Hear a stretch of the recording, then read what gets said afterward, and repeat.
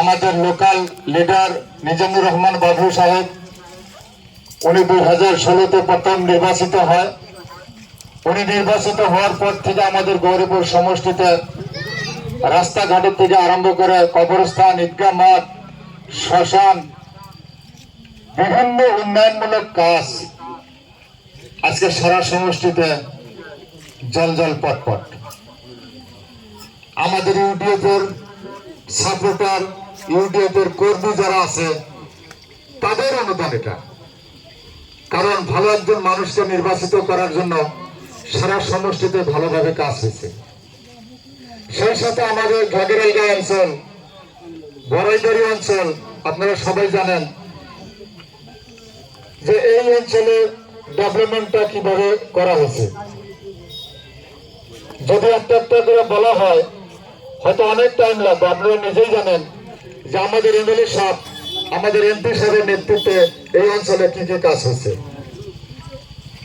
আমাদের ঘাগেরাইগাঁ অঞ্চলের মানুষের প্রধান সমস্যা এই ঘাগেরাইগাঁ ব্রিজ মোড় থেকে এই রাস্তাটা উত্তর দিকে, এই রাস্তাটা যে অবস্থা ছিল, আমরা বিভিন্ন সময়ে দলের প্রচার নিয়ে আসতাম। এমপি ইলেকশন, এমএলএ ইলেকশন, প্রত্যেকটা ইলেকশনের মধ্যে আমাদেরকে বলা হতো এই রাস্তাটা।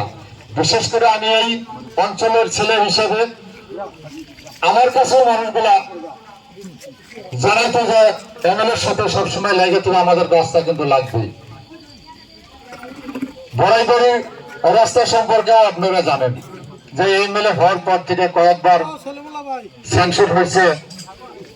আজকে রাস্তাটা যাতায়াতের সুব্যবস্থা হয়েছে। সেই সাথে আমাদের এই ঘাগেরাইগাঁ রাস্তাটাও কাজ হইতেছে, আপনারা জানেন। এই রাস্তাটা ঠিক রাখার জন্য এখানে ব্রিজ হওয়ার পরে নদীর কাছারটা ভাঙার উপক্রম হয়েছিল।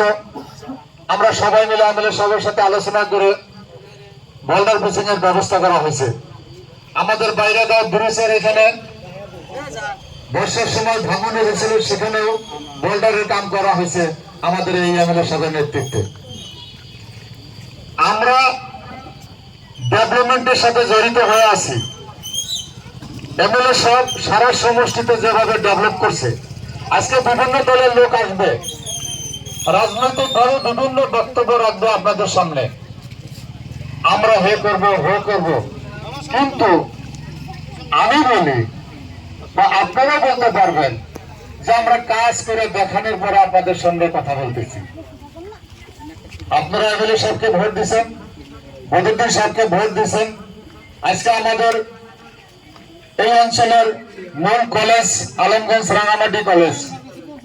আমাদের আলমগঞ্জ রাঙামাটি কলেজে আমাদের বদরুদ্দিন আজমান সাহেব এবং আমাদের গৌরীপুর এমএলএ মিজানুর রহমান সাহেব কত টাকা দিচ্ছে আজকে বিল্ডিং আলমগঞ্জ রাঙামাটি কলেজ। কি জন্য দেওয়া হয়েছে? যে আমাদের এই মাইনরিটি অঞ্চলে, এই পূর্ব অঞ্চলে আর কোনো কলেজ নাই। আর এই কলেজটার উপরে আমাদের এই অঞ্চলের মানুষ, আমাদের ছেলে মেয়ে এই কলেজের উপরে আমাদের নির্ভর, যে আমাদের থাকে যাওয়া অসুবিধা, হোস্টেলে থাকা অসুবিধা,